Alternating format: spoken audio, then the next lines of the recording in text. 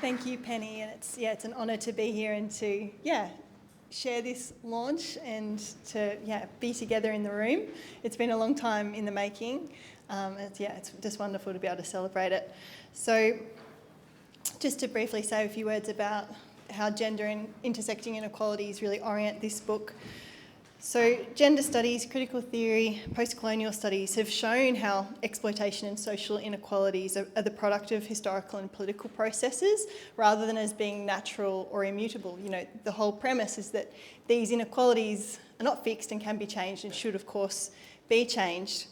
And yet that's sort of the same principle that post-truth populism seeks to critique or attack and remove, as we've seen happening in the last couple of years, the very hard-fought wins for women, minority groups, trans people.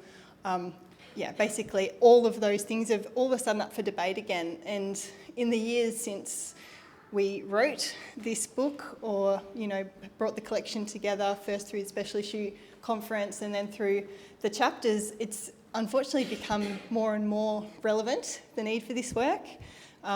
When we did the podcast earlier in the year, I feel like at every moment the sort of pressing need for this exact discussion is kind of reinforced at every turn. This is certainly not territory that is established, and it needs to be continually reasserted and fought for, and I'm sort of more aware of that, I feel, every day. So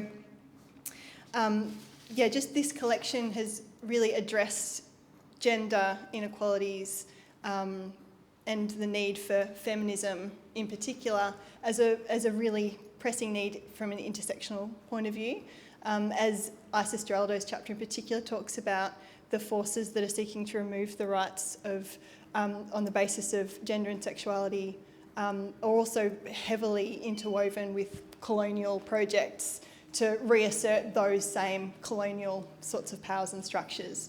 So the collection does include diverse voices from a range of different contexts because these issues play out so differently. They're very specifically located, but also share so many commonalities in relation to those intersecting levels that you can explore these issues through.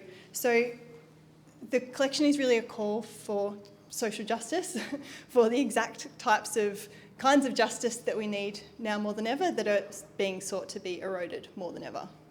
So I'll leave it there. Thank you.